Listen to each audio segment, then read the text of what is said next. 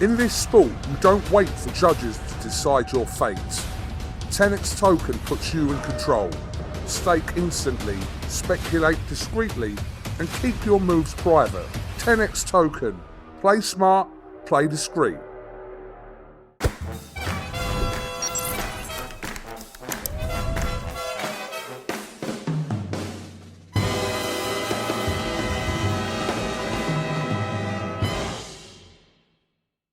This is Joe Pugh for IFLTV. We're here at Old Spitalfields Market. The return to many of old kind of press conferences, weigh-ins, public workout. We ain't been here for a long time, have we, Adam? It's good to be here, isn't it? And can't wait to be at the O2 tomorrow night. Fantastic venue for boxing, like the Manchester Arena, probably my other favourite in the country. And it's a great fight. Joe Parker and Parker-Wardley, the heavyweights that are there, and it's an opportunity to go off and fight Alexander Usyk for the winner. You know, Joe Parker's waited his turn. Many think he deserves that chance, but he's taking this risky fight against a huge puncher in Parker-Wardley, who for me doesn't have any pressure on his shoulders at all. He'll expect to win Fabio because he's undefeated and doesn't really know how not to. He got out of jail last time against Justice Hooney, and for me, it's a sort of free roll of the dice for Fabio, because win or lose, he'll come back. For Joe, it's a serious one. He can ill afford a defeat at this stage, but he's got great momentum. I think his relationship with Andy Lee and George Lockhart has been fantastic in the last couple of years, and he definitely starts favourite. I'm not going to ask you who you think wins, because I know you won't give me the answer, but do you think the winner of this will fight Usyk next? I hope so.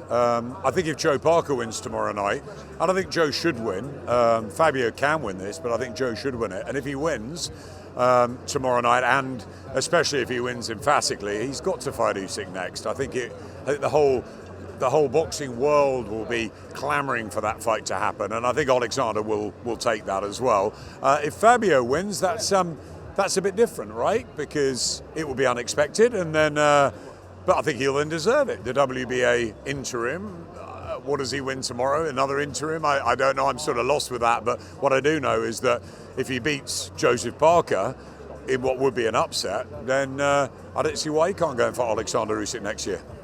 What's been your favourite night at the O2? That's a great question. Wow, so many. Maybe Gennady Golovkin and Kell Brook for an atmosphere. Lomachenko beating Luke Campbell. I mean, it was a pleasure to be up close and personal, watching Loma at his finest, watching those feet dance for 12 rounds. I thought Luke was good that night as well, but he was so good, Lomachenko. And the heavyweights. AJ made his debut there. AJ won his world title there. Derek and Dillian going at it. Loads of nights at the O2. I really enjoy it. I think it's a cracking venue. I mean, Fabio's fight with Fraser, the first one, was a brilliant one at the O2. So yeah, I expect another big night tomorrow, and it'd be really cool to call it for the zone. And yeah, it's just in the middle of such a feverish period for us, isn't it? Week in, week out. I'm seeing you and Coogan. It's a pleasure, and I think tomorrow night will be one of the standout ones of the year. Frank Warren has told us that we're getting an announcement tomorrow for December 13th. We don't know what that is. We're hearing it could be Chisora Whyte 3. I remember speaking to you after Chisora's fight against Wallin, and you said that's the fight you want. Since then, we've seen Dillian Whyte get beat by Moses. For you, is that still the fight? I don't think Dillian Whyte should have taken the fight with Moses Atama, really. I think it was a sort of hiding to nothing. Moses is, in my opinion, the heir apparent. I think he's got it all ahead of him. I've always liked Dillian and Derek to go at it a third time. I think it's the right sort of fight for them to both bow out with, and I'm sure Dillian doesn't want to go out like he did in Riyadh. He's a proud, great gladiator who's given us some thunderous battles over the years, and yeah, what perfect place to announce it tomorrow night. Obviously we had the second fight there, the first in Manchester. The trilogy needs to be finished, and December 13th in Manchester, I'd love to see Chisora Whyte 3.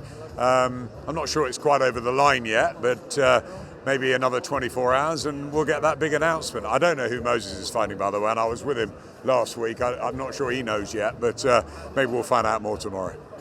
If Derek Chisora wins, though, is it going to be 50 and out, or is he going to fight again? I mean, Tyson Fury, Anthony Joshua, Deontay Wilder, I was just talking to Malik Scott, they're still going. Will Derek call it a day at 50 if he gets another big fight? What do you think? Absolutely not. I think you've answered it. Adam, through your days with Sky, you kind of lived the beef of Frank and Eddie. Now we're seeing Eddie and Dana.